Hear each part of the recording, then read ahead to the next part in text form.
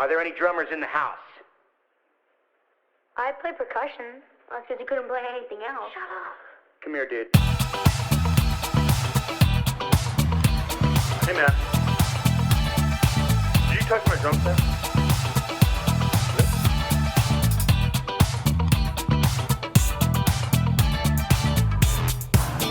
I am warning you right now, if you touch my drum, I will stab you in the neck with a knife.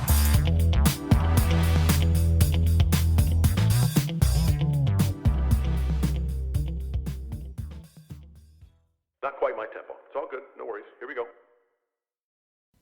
Hey guys, welcome back to the Drumheads podcast. My name is Daniel. This is episode, you ready? 100! Yes, that's right. Episode 100. It's hard to believe. But this one was a special one. This is with Omari Augustine, or as you guys might know as OJ Augustine on Instagram. What an awesome guy. And it was so, like, I was racking my brain. What do I do for the 100th podcast episode? And I'm like, do I get this person? Do I do that? Do I do it solo? And then it hit me, you know, when we were getting closer to that number, and I'm like, have on Omari. He is, you know, when I think of Instagram drummers, that is the dude that comes to mind, because he's always doing such fascinating stuff. The shellless drum. It was just a drum set with only drum heads, no shells. Playing, left-handed, playing backwards, playing with those giant drumsticks. That cool video where like all these people are like just falling apart. And his passion for teaching young drummers of all ages, and just the central thing that came out of this episode was enjoying life, party, and to have him on the 100th episode, when it's Instagram has been our thing. That's like our bread and butter. And he's a quite successful Instagram drummer, and just to have that connection, it just seemed right. So to have the 100 episodes, 100, I just love that. And so yeah, it was just great to have Omari on and just talk about all the cool stuff that he's doing down there in Trinidad, and just talking drums, talking life, talking about just the cool things that are going on the internet and drumming in general. So it is with my great pleasure to have Omari on for the 100th episode. It just seemed fitting. So here it is, episode 100 with Omari Augustine. What? I can't believe it. Not shut up. No. I was wanting this one. Yes. So I might have to start using this a lot more. But anyways, enjoy. Thank you. Hey guys, there are multiple ways you can help out the podcast. First is you can go to iTunes and leave a positive review of the podcast. So you could put 5 stars for the podcast. Also subscribing to it. So if you have a iPhone, it's super easy because you have a podcast app built into your phone. So go type in the Drumheads. We will pop up and you hit subscribe. That is one of the best ways to help out the podcast. Like I said, great reviews on iTunes, positive messages and stuff like that. Also, if you want to become a Patreon member, this is something I'm going to start pushing a little hard right now. So just go and just be if it's $1 a month, all the money that's going to be coming into the Patreon account will be to help the podcast grow. So we can maybe pay for the staff instead of having everybody volunteer, and stuff like that. And then just to keep up with updates with everything that goes on with doing a podcast. So if you can become a Patreon member, that would be awesome. Also, if you just want to make a donation, you can go to our PayPal account. Also, be sure to go like us on Facebook, follow us on Twitter. I'm pretty sure you're already on Instagram and you've liked us there, but if you are new to Instagram, go check us out there. That's our biggest following right there. And just thank you. So all that, Patreon, iTunes, liking, subscribing, all helps out the podcast. So thank you very much. I just want to take a moment to thank one of our sponsors, Regal Tip Drumsticks. Regal Tip is so awesome. They've been such a vital part of help growing this podcast, and I just want to take the time to thank them. And to be sure, if you're looking for some drumsticks, go check out our friends at Regal Tip. Go to their website, regaltip.com. You can check out all the sticks that are available. They make excellent brushes. They make excellent drumsticks. And, if you have a question, feel free to reach out to them. They are super helpful when it comes to that. So if you're looking for a certain type of stick, a certain type of length, they can help you out. And I love what they're doing with the internet drummers, you could say. It's a very collaborative community, and they've come on board, and I find that so refreshing. So I just want to thank Regal Tip again for their sponsorship. And if you're interested, just send us a message. You can also become a sponsor. But again, if you're looking for a good pair of drumsticks, go to regaltip.com and you will find yourself a collection of great drumsticks. Thanks, Regal Tip. You guys are awesome.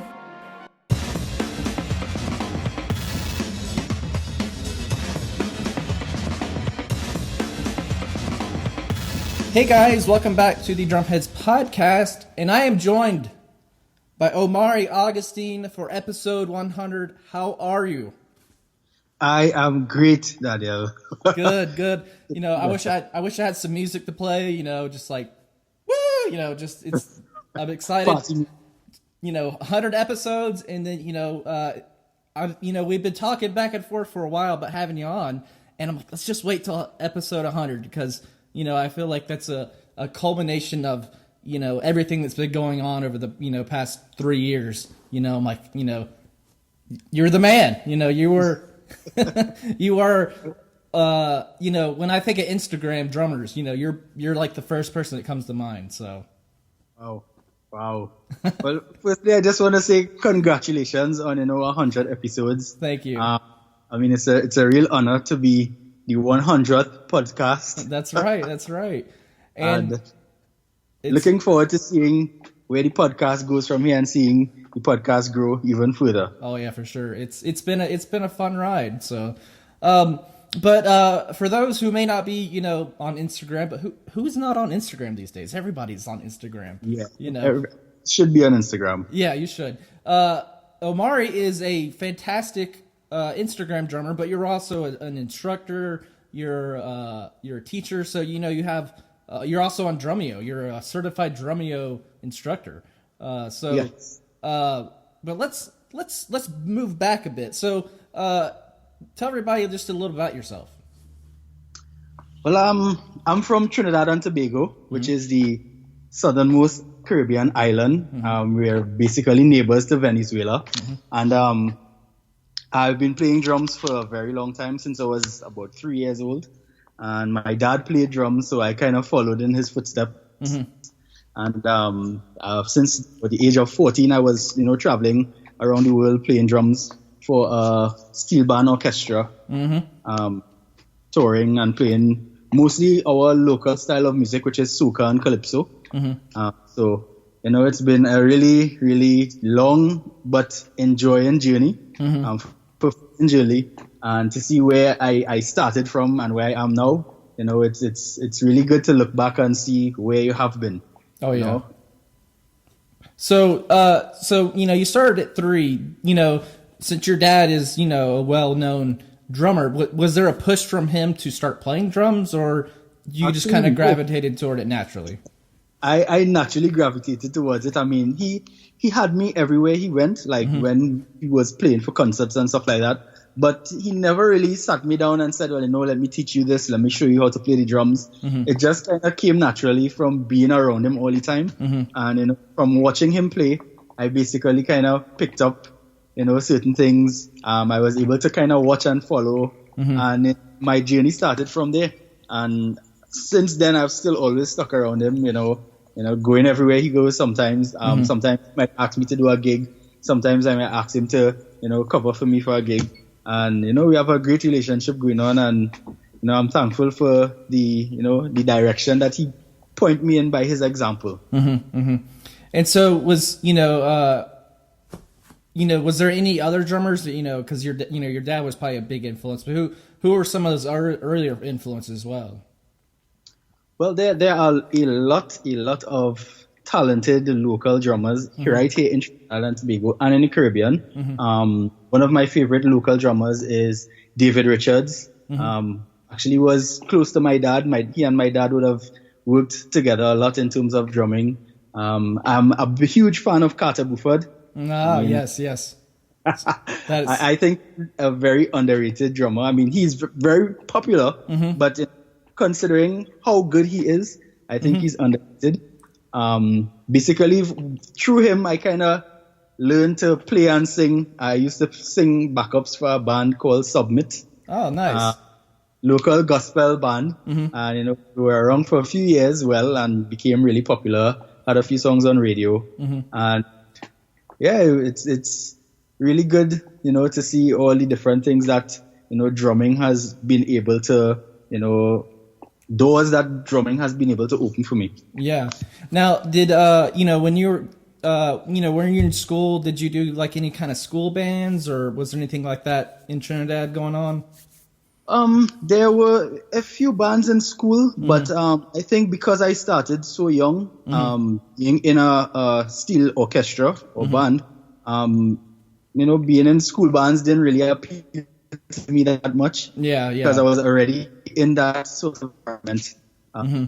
Yeah, so we toured to a few Caribbean islands, Barbados. We actually went to Santo Domingo. Oh, okay. And we actually toured to a few states in the U.S. as well. Indiana, New York, New Jersey, Ohio.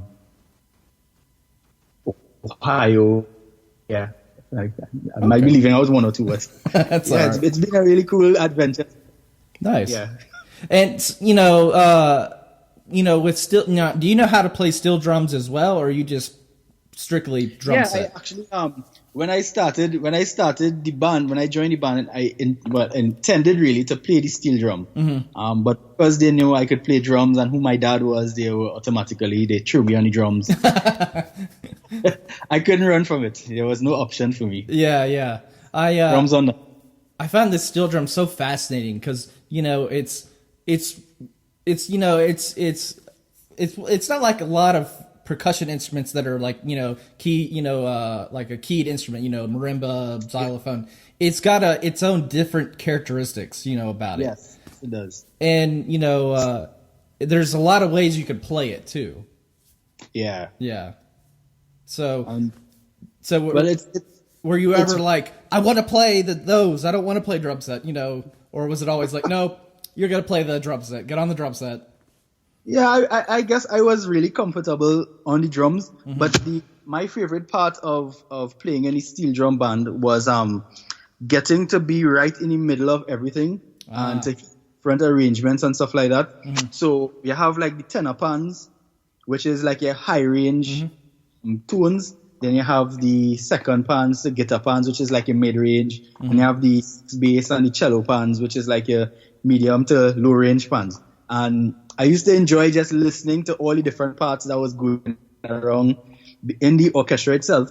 And I guess my style of playing kind of came out from that, from listening to different elements in the song, which is why sometimes when I play, I will phrase with certain parts in the music, and then I'll switch to other parts, and to kind of link everything together. And because of being in the steel band, that, skill was developed. Oh, okay. Yeah, because, when I've seen steel bands play, the drummer is really kind of like almost the orchestra, the head of the orchestra almost, Yeah.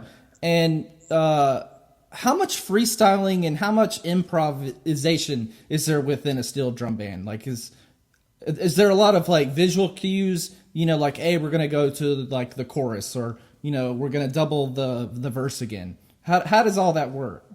Yeah, usually with a steel band, you have, they usually go by arrangements, but there's still a little bit of freedom in terms of like expression and stuff like that, especially with the drums and percussion is concerned. And as you rightfully said, usually in a steel orchestra, the drummer is basically carrying the band. He carries the band more or less by himself. Him and basically what we call the rhythm section, right? The drummer has to have a lot of energy because with our style of music, calypso and soca, it can be very high tempo, energetic sort of music. So if you don't have the stamina to go through like half an hour of constant playing, like high speed nonstop, then you'll be able to make it. Oh yeah, you got to be in shape to do that. I'd be, I'd be tapped out after about 5 minutes. Like, I got to practice my chops. This is pathetic. And the thing about it is that when you're playing with a steel band, because the instrument is actually very loud, especially when you have a group of them together, as drummer of a steel band, you have to be able to play loud. You still have to have a bit of dynamics within that, but you have to be able to have a lot of power with the stamina to keep. So it's a really cool environment to be in, to start off in. I mean, you learn a lot of different styles because we tend to mix a lot of different genres of music together. So, but it's a really nice experience. Yeah, and it's got the flow of almost kind of like jazz. Where sometimes it can go in different paths. But there's still a central part you're trying to hang on to. So it's really, really fun. So moving on to now you're a part. Are you a part-time drum instructor or full-time? Or how's it all working out? It's firstly I was Drumeo approved. I'm a Drumeo approved teacher, which there was a point in time where Drumeo was getting in contact with instructors, people who were teaching drums and stuff like that, and I kind of reached out to them, as I was teaching and stuff like that, and decided to find out what it was about. So it was basically resources for drum teachers, helpful videos for how to help your students develop and stuff like that. And with Dave and Jared, had a conversation with me, and they said, they saw what I was doing with the kids, and they really, enjoyed how I was helping them develop and stuff like that. And, they asked me if I was interested in being, a part of the Drumeo for Teachers team, and everything went from there. So right now I'm just kind of in between moving, hopefully soon. Oh, okay. That's the only setback right now, but as soon as that can be completed, you'll be seeing like more live lessons and stuff like that, hopefully on you, and maybe even a visit to Drumeo in Canada as well. Oh, that'd be awesome right there. Yeah. So how many students are you teaching right now, give or take? At the moment, I have about 40 plus students. Wow. Yeah. Because we have on Mondays and Thursdays I teach at Angelic Sounds Music Center.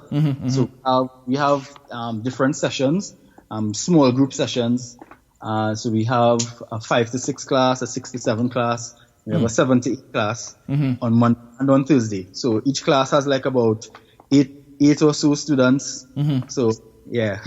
Nice. And then I also teach at Curtis Jordan's Coaching Academy. Oh, okay. At that school I have a little over 6 students, 6 or 7 students, yeah. Okay. So then I also have like private lessons and stuff like that. Yeah. So it's kind of the mix. Now, do the students just come in and say like, I want to learn to play drum set, or is it just part of the school function, overall?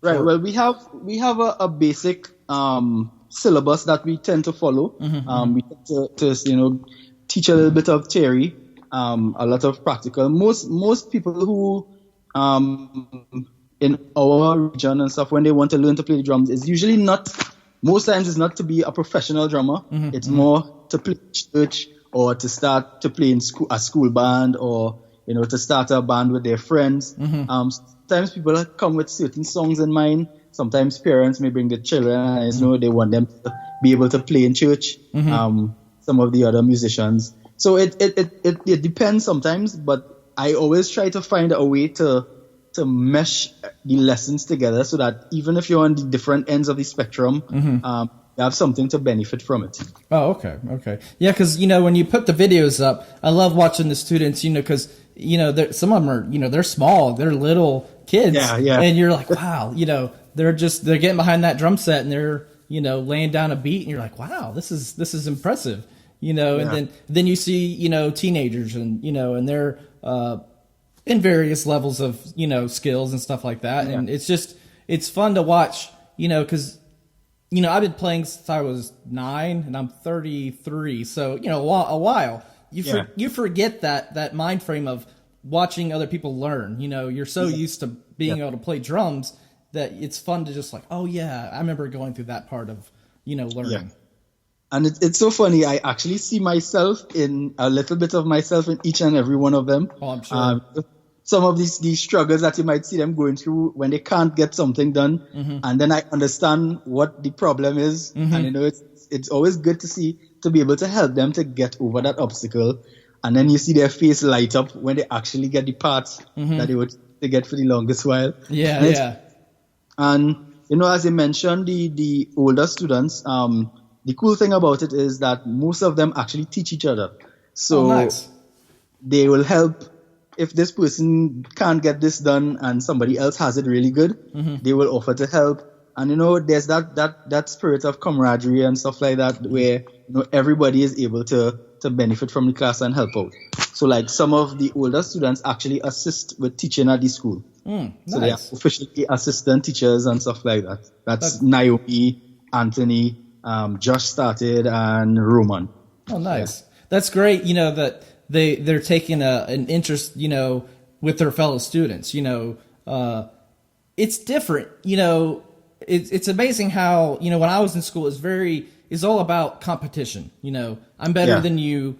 You can't play. Blah blah blah. And there was no like trying to help each other. And now it's a whole 180 where now everyone's helping each other and rooting for the person beside them. Yes, you're doing awesome. And it's amazing how quick things can change for the better like that. Yeah. And it's really cool to see that change in students because some of them actually come with the competitive attitude.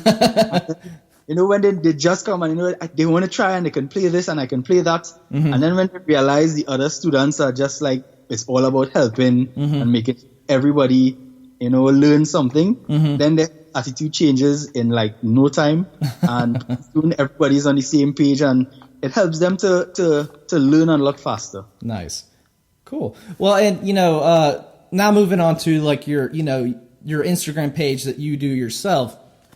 You do a lot of videos, and you do a lot of creative things that it's easy just to set the camera up and start playing, but you're like, let me try sitting behind and playing backwards. Or my favorite one you've done is the shellless drum heads. That's my favorite one, and like it never like occurred to me that someone could try that, and it sounded good too, which was like wow. Yeah. And so how do you come up with these ideas? Sometimes it's really random. Oh, trust me, I'm all about random. The idea that came with the drum heads, the drums that was made out of the drum heads. One day I was changing the heads on my drums, and I kind of just took the head off and I rested on the snare stand. And something happened, and I think the stick just ended up hitting it, and I was like, that's not a bad. It's a strange tone. I mean, it doesn't sound exactly like a drum, but what if I use that as a drum? And what I did at first was I just set that one drum head up as a tom, like in a floating drum head tom, and it sounded really different, a nice little change of tone to the drum kit. And then I was like, what if I could do the whole drum kit like that? And I just decided I scrapped the whole kit and I set up the rack, and I found different ways to use the little clamps and mounts to make drum heads and stuff, mount up, and it was really fun. It was a cool little project, and I always take everything as a challenge. I was never really formally trained in music. Everything I learned on my own from either watching or picking up, and the advantage of that is you have the ability to just see problems or see things that you don't have and try to find ways to make do without it or find ways around it. Yeah. So it's a cool process of finding the way around a difficulty or situation. Yeah, and like the one where you're playing backwards, that's it's cool, but it's also a challenge. You have to reprogram your brain to make this move at this time, and how long did it take you to like kind of almost master that skill almost. Well, actually, I only tried that like once before that video. Wow. and the reason why I kind of was comfortable with it was usually I would try to play a drum set that is set up left-handed. Mm-hmm. So I would switch around everything. My left foot would be playing the bass drum, right foot on the hi-hats, and so on. And so when I tried the backward drumming, I realized that it was just like playing left-handed. It's like after reprogram your brain to think that just think about playing on the left-handed drum set. Yeah. Will be alright. Yeah. And it just came out really cool. And in like a few minutes of just trying it, I was really comfortable doing it. So I decided to just shoot the video and yeah, why not? Why not? Yeah. Well, and and drumming left-handed, because isn't that something you also sometimes make your students do as well to kind of build independence and, strengthen the weaker arm, I guess you could say? I try to always give them a little bit of a challenge. So I don't know if you would have ever noticed that, but most times when you see my drum set move out of the school to a gig and come back, usually the setup always changes. Something minor, but always a change. So that allows them, when they come to class, to try to adapt to maybe encountering a drum set that might be set up different to what you'd be used to. It's something I did. I've had to play on drums that were really in bad shape. Yeah. And I literally had to hold a snare up in mid-air between my legs while playing. Oh, no. Some really crazy things. And, I try to give them those challenges. And the cool thing about it is that sometimes these things happen in real life. You have real situations where drum might fall, a stand might break in mid gig or mid song, and there's little or no time to really do anything about it. So we try to find different scenarios where they can learn to find ways around that. So little things like learning to play a groove one-handed in case a stick falls, different things like that. People see stick tricks as just tricks, but I use it as a way to help them to focus on what's going on. So usually what happens is from that, because they are paying attention to what's going on, if a is about to fall, usually their reflexes get a lot better. They cover really quick. I actually have a video to post with Anthony and Josh where they were doing an exercise with stick tricks and stuff, and one of the guys he was going to make a mistake, and you see him in slow motion pause in like a split second and just correct what he was going to play. And it looks so cool, and you could tell that, these different things are helping them to develop in little ways. Yeah. I try the stick tricks. It's always a disaster, Well, you could start simple. Usually start with like little half turns and stuff like that, but it's practice. Yeah, it's practice. And, I've always wanted to, be able to throw the stick up and catch it. I'm like, oh, no, but it is what it is. But, I mean, and then you also did that really cool music video where it was you behind a green screen, and then, the computer animated... is so much stuff going on, the person's falling apart, and you're like, what is this? This is awesome. But, how did you come up with that idea? Well, the actual animation, I didn't do the animation, right? Yeah. That was, a company did that animation for Major Laser's song, and I was just browsing YouTube a day and saw the video, and I was like, this video is so cool. I like the song, and I was like, when I saw the scene, I was like, what if I try to put myself in the video?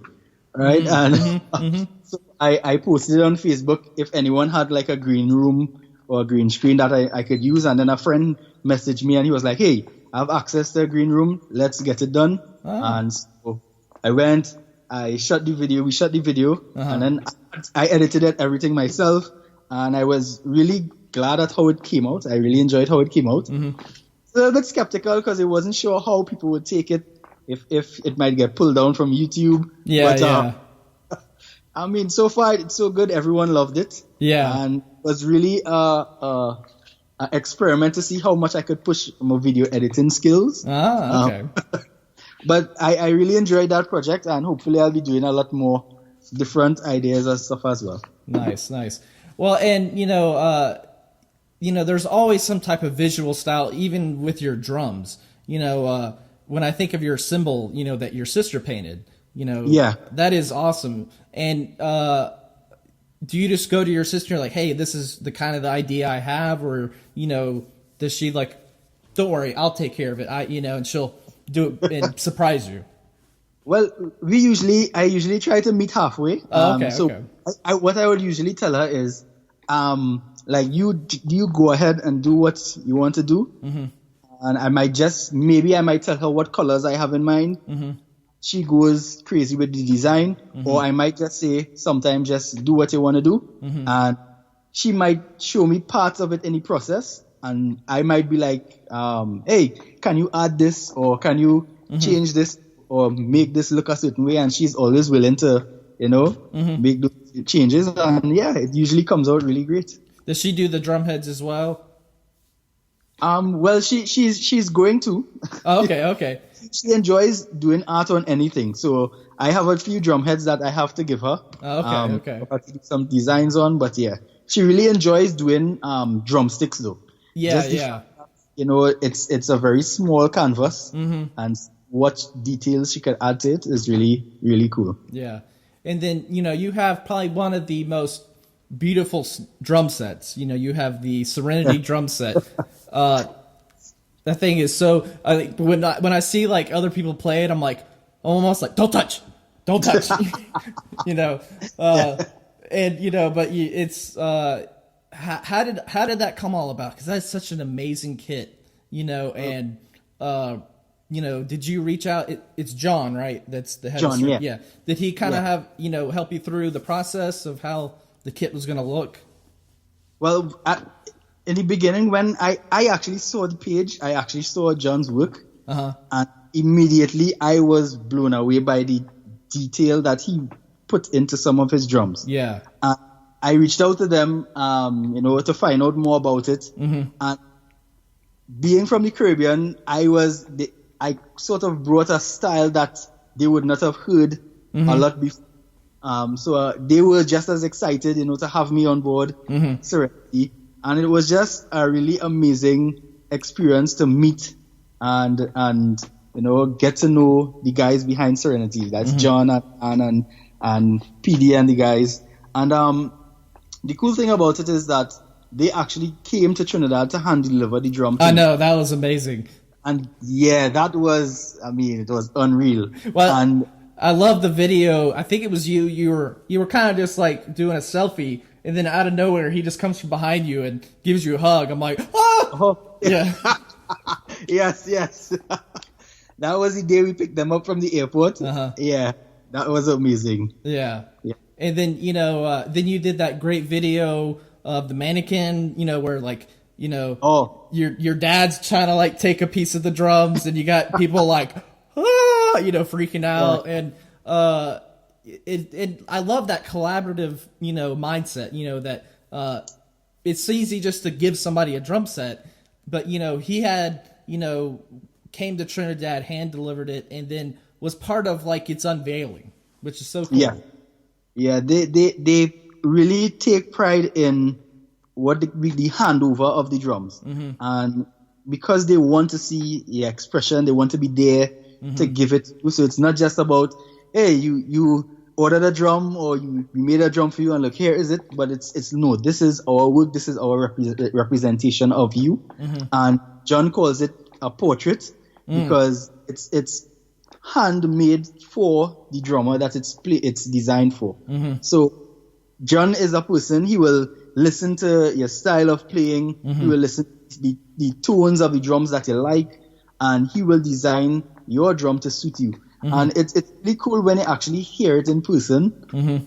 It's unreal. Oh yeah, I could imagine.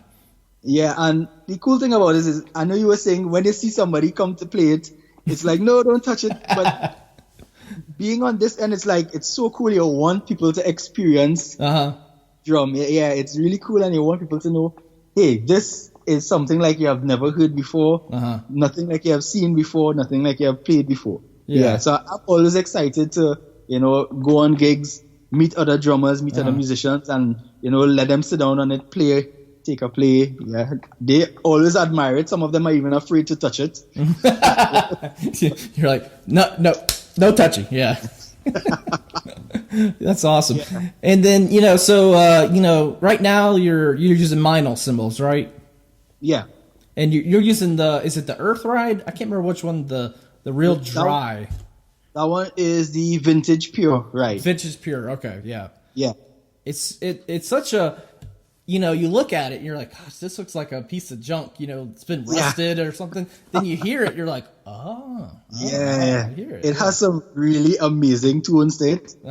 Just a few days ago in class, some of my students was asking, so why do you have all these shiny cymbals and then there's this old, big old rusty looking cymbal? Mm-hmm. And then I was like, it's just how it sounds. It's a vintage style ride. And then I let them listen to it closely, and there was some really low bell undertones that you were hearing on the cymbal, and they were blown away when they heard that, because they were like, we never heard that sound before. Yeah. I'm like, yeah, that's why it's like that. And I really love that cymbal. Mm-hmm. Like my favorite cymbal of all time.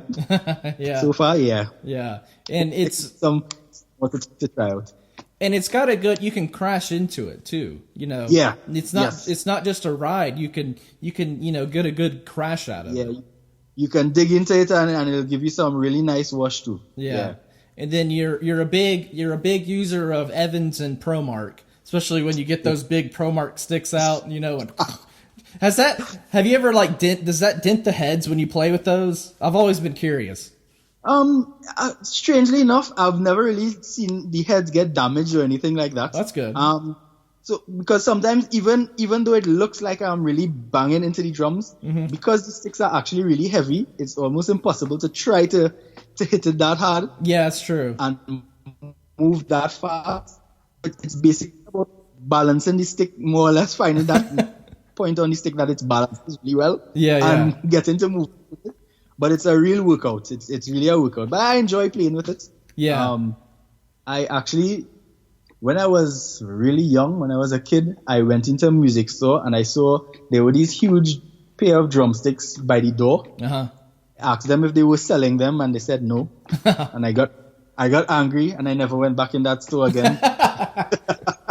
And then fast forward to a few years later, my wife knew I always loved these sticks, and she saw one online, and she ended up buying them. And I was like, finally I have them. And then I thought, why not try to play with them? Yeah, totally. And it was fun. It was really out of the blue. Mm-hmm. The first time I really posted much about playing with them was for the Evans heavyweight. They had a competition, a few years ago, and I tried to enter, and that was fun. Yeah. Anytime you've ever posted a video, I've always, they're fun to watch. I'm like, oh no, it's damaging the heads. But that's good to know that they don't. So that's awesome. No, they don't. Yeah. Because even John, when they came to drop the kit, we set up in the backyard, and even John, and he was playing around on it. It was a joy to see. Yeah. Nice. And and it's funny because you've incorporated so much of your drumming life into your personal life. I love those wedding pictures of where like your wife's dragging you by the foot, and you're like, no, the drums, and it's always great to find somebody that brings out that characteristic in you. Yes. My wife's the same way. She's very supportive of my drumming and being a fan of just playing drums. And so to see your wife do the same thing is so great. Because I've known so many people over the years. They'll get a girlfriend, they'll get married, and it slowly starts to drift away. Yeah. And she's there like, no, this is what you do, and I would encourage it. So that's awesome. Yeah. And she's always the one, although she heckles me a lot for the amount of drum stuff I always want to get. Yeah. Usually she's still always the one who's calling me to show me drum gear online. Nice. Have you seen this? You should get these shakers. Have you seen Yeah, so she's always encouraging, that, and I'm really thankful for her support. Yeah. It's really amazing to have someone who really pushes you in, your passion. Yeah, yeah. And then, and there's that great video of you and your dad drum soloing. Yeah. And was that really the first time you guys had done a solo together? Yeah, we played together once before, but I wasn't on drums. Oh, okay. I was doing percussion, so I was doing like samples and stuff like that for Helen Baylor when she came to Trinidad, and he was playing drums. So he just called me to, fill in just to do a bit of, sound effects and stuff like that. But the wedding was the first time that both of us were actually on drums. Oh, nice. And I bet that was, was that something you always wanted to do with your dad, was to have a drum solo? Yeah. Yeah. You're like, why did it take for me getting married to, to do it? Strangely enough, I don't even know the answer to that. And I'm pretty sure he doesn't know either. That's it's right. just like it's never happened. Yeah. I don't know why. Yeah. Which, and probably in your mind you thought, yeah, we've done this before. And then you actually sit down and you're like, oh, hang on, we haven't done this before. Yeah. Yeah. When we were planning like the wedding and stuff, he was like, "Hey, we should do a duet together." I was like, "No, why didn't we think of this before?" It was basically really impromptu. Everything that we played was just on the spot. I just called up a few of my musician friends and told them, "Hey, we're just gonna be playing. You all just fall in and you could play whatever, and we'll just go with the flow." Nice. And it was really, really memorable. Everyone enjoyed it. Nice, yeah. So, now moving on, so what's the future hold for you? What's the, the plan? What's the journey? Well, in terms of drums, I see myself just traveling the world, actually, just sharing the love for drums. That's something I am passionate about. I love traveling and meeting people and experiencing different cultures, learning about people, helping people is one of my number one thing that I love to do. So there are people in Indonesia who have asked me, why don't you come to Indonesia and do a clinic? Why don't you come? Yeah. So, hopefully all those things will come into play, hopefully soon. Yeah. And that's basically where I see myself in the future, just helping, teaching people and introducing people to the love of drums and music. I mean, drums is a instrument that if you're angry, you could jump on the drums and let it all out. When you're happy, you could jump on the drums and enjoy yourself. I mean, it's a great instrument to relieve stress or just have fun. Yeah, for sure. Yeah, it's both of those for me. It's like, those days, and then, there's those days where I think usually when I'm having a good day, I groove better. I don't know, because I'm I'm trying to, like, when I had a bad day, it's like I'm trying to trash the get all that anger out, but it's funny how your attitude affects the way you play drums or anything, for that matter. It does. It certainly does. Yeah. And that's why even when I'm playing something that the average person mightn't enjoy, I enjoy sometimes really simple music. It's so boring types that people usually get really fed up of really quick. I enjoy slow things because there's so much different things that you need to do to make the music sound right, and it's not just about playing fancy stuff or playing chops and licks, which is really fine, but it takes a lot more discipline sticking to something really simple. Forces you to be creative within confined space. So that's always a challenge for me and something I enjoy doing, which is why I like to put little fine hi-hat patterns just to add a little color to the groove and stuff. So yeah. Well, and listening to your drum, are you a fan of Stuart Copeland? Any?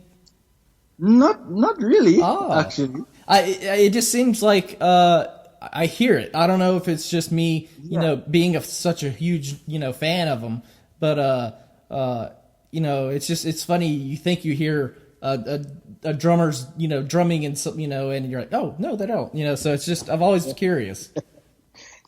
Well, he probably really enjoyed Caribbean music, so maybe Yeah, well, I mean, the Police were they called themselves the the white reggae, so exactly. Yeah. I mean, it's no doubt that there's a strong influence there. So maybe that's why. Because the cool thing about Caribbean music in particular, has very little to do about being fancy, but more about making people want to dance. Yeah, for sure. So a lot of our music has that really four on the floor, but it's a bit swung, so it makes people to move, and it kind of rocks. The music more or less rocks you. Yeah, right? yeah. Like reggae and our calypso and soca and stuff like that. It's all about people enjoying themselves, having a good time.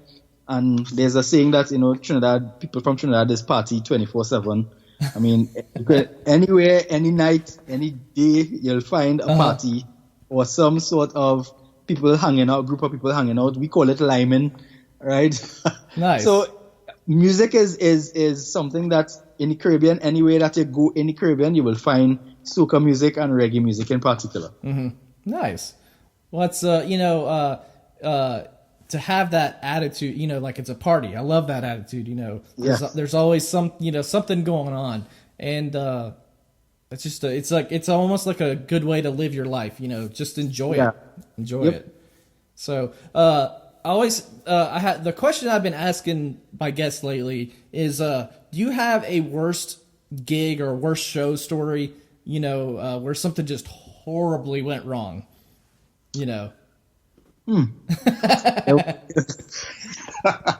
Well, besides the time that I had to hold the snare drum, I was like, we jumped the gun on that one, but that's I forgot the snare stand. I've used the throne and flipped it upside down, and done it that way. But I've never that's a workout right there. Yes, it certainly was. Yeah, and thank goodness it wasn't a big snare, because at that time I was a little guy still. Okay. But it wasn't that bad. But I would have to say my worst gig was, there was a time I had to play for a group of artists. We were waiting backstage on the queue to go on stage. And so the guy who was singing, he was coming from a different part of the stage. So he went somewhere else, and we were supposed to get the cue when to go on stage. And for some reason, the people who were supposed to be dealing with backstage did not pass the message to me. Oh no. I was there waiting, and all of a sudden I am hearing the song that I'm supposed to be playing to going on. Oh no. No. And then I had to run on stage. Yeah.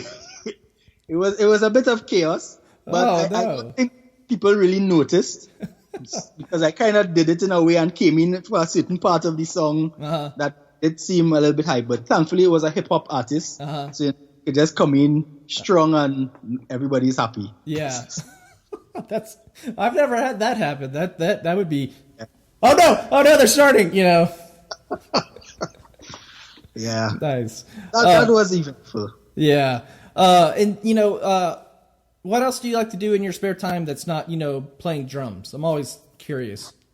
I like making music. Ever so often I just make a few tracks. I sometimes actually use them for my students to play along to. I sometimes make little tracks for myself to play along to. I do a lot of gardening. I'm into bonsai. My new that's my brother-in-law is into that. He loves, we have him bonsaiing a tree right now up at his house. Yeah. Nice. Yeah. Yes. I think it's something that requires a lot of patience.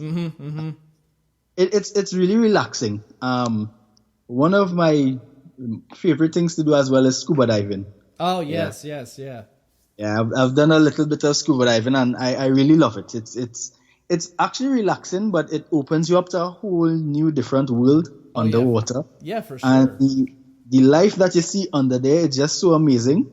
I always recommend that if you get a chance to try it, go for it. Yeah. If you haven't. Oh yeah, I've never done it. I'll just have to come down to Trinidad and do it. Yeah, of course. Yeah. Trust me, you will love it. You will love it. Yeah. So, any advice you like to give people? When you get a new student, what advice do you give them? When they're first starting. Usually, I tend to tell them that to be a good drummer, you're gonna have to put in some of the work. But most importantly, I try to get them to have fun. Simply because when you enjoy thing, you tend to have a more positive approach to it, rather than if somebody's coming and they're trying to drill this, and it's only formal, then that can turn off a lot of people. I try to get them to just have fun, relax a bit. It's not life and death. This is and we're gonna have fun. And the advice that I would give to anyone out there, if you want to start drums, or if you're intimidated by all the crazy stuff that you're seeing other drummers do, and because that's what I get a lot. People think that drums are so complicated to play, and I mean, to an extent it is, but all those people started from the beginning at some point. Yeah. So take it one step at a time. You learn the basics and you move on from there, and eventually you go at your own pace. Some people have a steep learning curve, and that's fine. But once you find your little area where you feel comfortable, go with that, and trust me, it will fall into place. Yeah. Well, it's funny because my son, he's interested in it now, and he loves "Shake It Off" by Taylor Swift. It's a very simple drum beat, and I showed him, like, here it is, and he's like, he gets behind the kit and he's like, how come I can't do this? I'm like, it takes time. It's like, do you think that that daddy here just sat behind the kit and it just came to me? He's like, no, you've been doing it for years. He's like, I'm like, exactly. It takes time. Exactly. Yeah. I know one of the best experiences ever in class is seeing a parent try to correct their kid for getting something wrong, and then sometimes what we do is I would invite the parent to come and try in a basic beat, and then when they realize how complicated, they like realize they get the point, and they tend to ease up a little bit. Oh, that's great. And it makes it easier on the student because they don't have that pressure of their parent coming down on them, the teacher coming down on them. So they have fun in classes. I can leave them and they will learn stuff on their own. They will. Nice. Yeah, that's the cool thing about how the dynamics in our school there works, is that even if let's say I can't make it to class, I might tell Naomi or Anthony, can you guys make it? You all can fill in for me. Sometimes they may make up their own lesson, or sometimes they might say, is there anything you want to work on with them? And they take it from there. Nice. So I would say just have fun, enjoy what you're doing, and you'll be successful. Yeah, and just you have to learn patience. Lots of it. Well, again, I really appreciate you being on. It was fun, talking to you, and it's, I can't wait for the day we all get to meet each other in person, and and put the people we see on Instagram and all that stuff, actually meet them in person, give them a hug, because today's International Hug Day. Oh, good job! Yay! Yep. And it's just a fun time, and it's opened up so many experiences, and because when I started this, I thought I know quite a bit about drums, and I started this, and I'm like, no, I know like this much. There's so much more you can learn. So I really appreciate you being on, and to make it 100 episodes, it's mind blowing. It's so fun. Let's bring out the confetti. Yeah, I know. Woo! I need like sound effects. I wish I had like a soundboard, and you could shoot off fireworks and all kinds of stuff. But yeah. Well, cool. Don't worry, next time. Yeah, next time. Well, everybody can go follow you on YouTube, Instagram, Facebook. Yeah. Basically on all social media, I am the same username, which is Omari Augustine. If you don't find me there on any social media, it's probably because I'm not on it. Fair enough. Yeah, it's just the same username on Facebook, Twitter, Instagram, YouTube, did I say Facebook?